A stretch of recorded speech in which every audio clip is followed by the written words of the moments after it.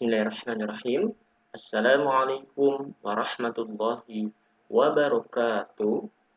Alhamdulillah teman-teman, hari ini berjumpa kembali dengan Ustadz Faiz dalam materi fikih di pekan pertama di semester ini.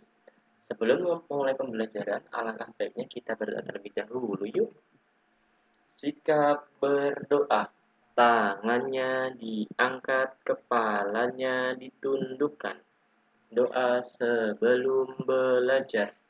Bismillahirrahmanirrahim. Rabbi zidni ilman warzuqni fahman. Amin. Hari ini kita akan belajar mandi wajib dan tata cara pelaksanaannya. Oke. Mandi wajib. Dalam Islam sangat mewajibkan umatnya untuk menjaga kebersihan dan kesucian diri.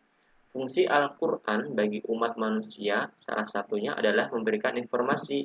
Jadi fungsi Al-Quran ini bagi umat manusia adalah salah satunya memberikan informasi terkait kehidupan sehari-hari. Salah satunya adalah menjaga kebersihan dan kesucian. Menjaga kebersihan dan kesucian adalah sebagian dari iman. An-nadhafatum minal iman. Dalam ajaran Islam, setiap muslim dan muslimah harus mampu menjaga kebersihan dan kesuciannya, terutama ketika akan melaksanakan ibadah hablum minallah atau hubungan dengan Allah dengan istilah mandi wajib.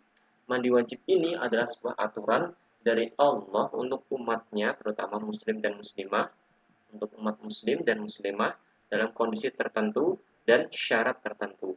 Bagaimana sih sebetulnya mandi wajib dan cara melaksanakannya akan dibahas di materi hari ini. Dalam bahasa Arab, mandi berasal dari kata al-ghuslu yang artinya mengalirkan air pada sesuatu. Sedangkan menurut istilah al-ghuslu adalah menuangkan air ke seluruh badan dengan cara-cara khusus bertujuan untuk menghilangkan hadas besar. Mandi wajib dalam Islam ditujukan untuk membersihkan sekaligus mensucikan diri dari segala najis atau kotoran yang menempel pada tubuh manusia. Kondisi yang mensyaratkan mandi wajib dalam Islam. Dalam Islam, ada kondisi-kondisi di mana seorang muslim atau muslimah diwajibkan untuk melaksanakan mandi wajib. Hal-hal tersebut membuat seorang terhalang untuk sholat, masuk ke dalam masjid, dan juga melaksanakan ibadah lainnya karena dalam kondisi yang tidak suci. Yang pertama, keluarnya air mani setelah junub. Dalam sebuah firman Allah Subhanahu wa taala di dalam Al-Qur'an surat An-Nisa ayat 43 yang artinya, hai orang-orang yang beriman, janganlah kamu sholat sedang kamu dalam keadaan mabuk, sehingga kamu mengerti apa yang kamu ucapkan, dan jangan pula kamu menghampiri masjid sedang kamu dalam keadaan junub, terkecuali sekedar berlalu saja hingga kamu mandi. Dalam ayat di atas ditunjukkan bahwa setelah berjunub, atau mohon maaf, untuk laki-laki dan perempuan yang sudah berpasangan atau suami istri, yang dimana antara laki-laki atau perempuan akan mengeluarkan cairan dari alat kelaminnya ataupun kemaluan.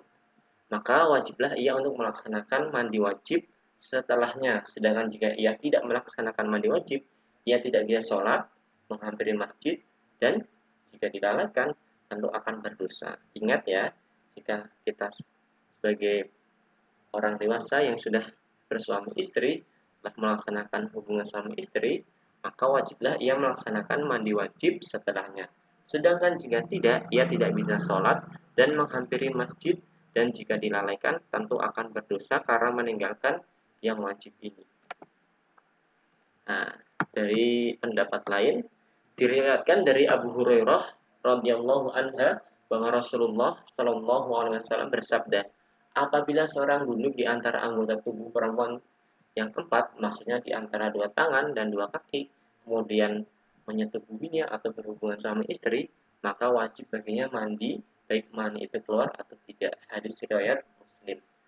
Diriwayatkan dari Aisyah radhiyallahu anha bahwasanya Rasulullah Shallallahu alaihi wasallam bersabda, apabila dua kemaluan telah bertemu, maka wajib baginya mandi. Aku dan Rasulullah Shallallahu alaihi wasallam pernah melakukannya, maka kami pun mandi. Hadis riwayat Ibnu Majah.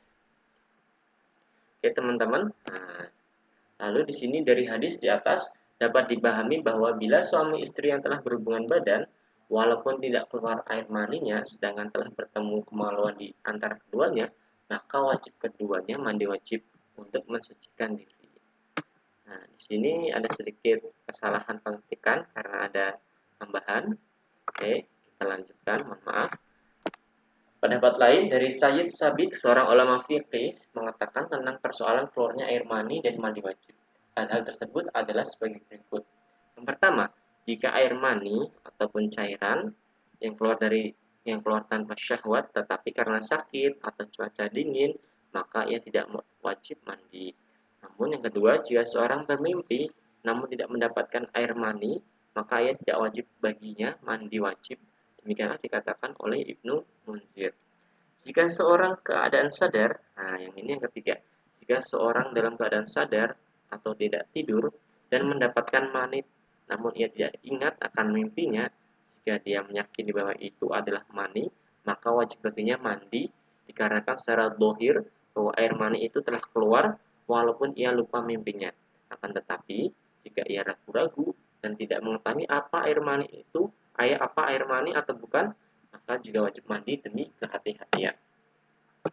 Lalu kita lanjut ke selanjutnya. Nah, yang kelima, jika seorang merasakan akan keluar mani saat memuncaknya syahwat, namun dia tahan kemaluannya sehingga air mani itu tidak keluar, maka tidak wajib baginya untuk mandi wajib. Kelima, jika seorang melihat mani pada kainnya, namun tidak mengetahui waktu keluarnya, dan kebetulan sudah melaksanakan sholat, maka ia wajib mengulang sholatnya dari waktu tidurnya terakhir. Masya Allah teman-teman. Yang ketiga yaitu haid dan nifas. Nah, bagi perempuan yang sudah melahirkan ini, darah yang dikeluarkan dari proses haid dan nifas. Nah, kalau haid itu skalanya untuk perempuan itu memang yang sudah dewasa, yang sudah termasuk balik atau dewasa. Untuk nifas ini untuk orang-orang yang baru melahirkan.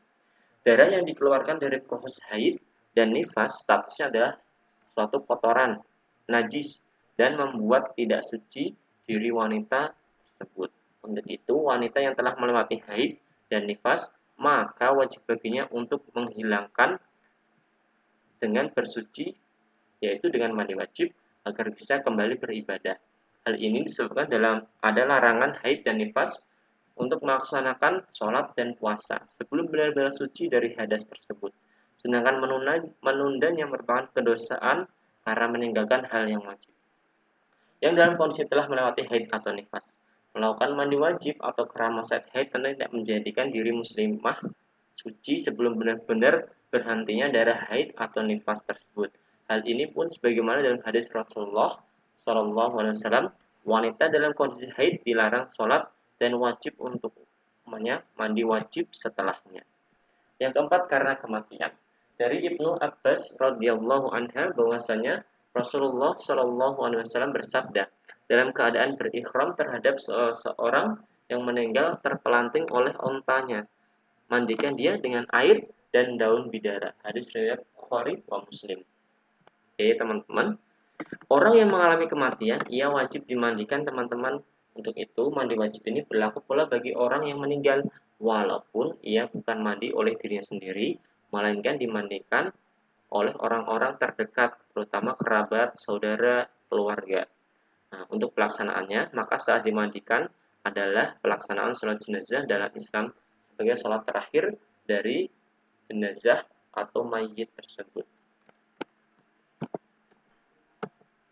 Tata cara mandi wajib. Nah, di sini Ustaz Faiz mengambil referensi dari beberapa pendapat. Yang pertama, mudah-mudahan teman-teman bisa ambil hikmahnya. Cara mandi wajib dalam Islam disampaikan teknisnya oleh Rasulullah SAW untuk menunjukkan cara mensucikan diri yang benar. Untuk melaksanakan mandi wajib, berikut cara-caranya yang diambil dari hadis riwayat Bukhari, hadis riwayat Muslim dan Bukhari mengenai bab tata cara pelaksanaan mandi wajib. Teman-teman boleh ambil, jika ada pendapat yang lain boleh teman-teman ambil yang baiknya. Yang pertama, terlebih dahulu mencuci, ya di sini ada kesalahan lagi. Mencuci tangan sebanyak 3 kali sebelum tangan tersebut digunakan untuk mandi wajib atau dimasukkan ke dalam tempat pembilang atau penampung air. 2. Membaca niat mandi wajib, teman-teman jangan lupa membaca niatnya. Nawaitul ghusla lirafil hadasil akbar minal jinnabati qordon lillahi ta'ala. Nah, yang ketiga, untuk membersihkan kemaluan dan kotoran, maka hendaknya untuk menggunakan tangan kiri ya teman-teman, bukan tangan kanan. Tangan kanan digunakan untuk makan atau hal-hal yang baik, sedangkan tidak mungkin menggunakan untuk membersihkan kemaluan. Untuk perempuan, jangan lupa melepas kepangan, sehingga air sampai ke pangkal rambut. Thumma tasubbu ala ra'siha fatadlukuhu dalkan syadidan hatta tablugha su'una ra'siha. Thumma tasubbu ala ra'siha fatadlukuhu dalkan syadidan hatta tablugha su'una ra'siha. Lalu kita lanjutkan. Nah, yang keempat yaitu kita baca di sini, membersihkan kemaluan atau alat kelamin, maka cucilah dengan menggosokkan pada tanah. Namun karena di era sekarang sebagian besar sudah menggunakan sabun, bisa juga dengan sabun agar hilang kotoran atau cairan pembersih yang lain agar hilang kotoran tersebut dari tangan. Yang kelima, berwudu dengan cara berwudu yang benar seaturan atau rukunnya dalam Islam selagi akan melakukan sholat. Yang keenam, mengguyur air pada kepala sebanyak 3 kali. Ketujuh, mencuci kepala atau keramas mulai dari kepala bagian kanan ke bagian kiri dan membersihkannya hingga sela-sela rambut agar benar-benar bersih dan sempurna. Yang kedelapan, mengguyur air mulai dari sisi badan sebelah kanan lalu pada sisi sebelah kiri. Nah, kurang lebih seperti itu teman-teman. Begitulah tata cara pelaksanaan mandi wajib. Nah, kita wajib tahu ya sejak dini bahwasanya dalam Islam itu adalah ada aturan-aturan di mana seorang muslim dan muslimah dianjurkan untuk mandi wajib. Agar teman-teman nanti ketika sudah dewasa ataupun teman-teman bisa tahu bahwasanya ketika teman-teman nanti sudah memiliki suami istri atau berkeluarga, teman-teman tahu aturan-aturan dalam Islam yang tidak boleh ditinggalkan. Nah, semoga kita senantiasa menjadi muslim dan muslimah yang selalu membersihkan diri. Karena membersihkan diri lahir dan batin adalah salah satu fungsi yang harus dijalankan setiap muslim dan muslimah. Semoga kita semuanya menjadi pribadi yang lebih baik lagi. Barakallah. Untuk proyeknya, Pak Faiz di sini sudah menuliskan, kalau teman-teman boleh melihatnya di classroom juga. Yang pertama, apa pengertian mandi wajib itu? 2. Hal-hal apa saja yang mewajibkan seseorang muslim dan muslimah dianjurkan melakukan mandi wajib? Yang ketiga, bagaimana tata cara mandi wajib yang benar dan tepat sesuai syariat Islam?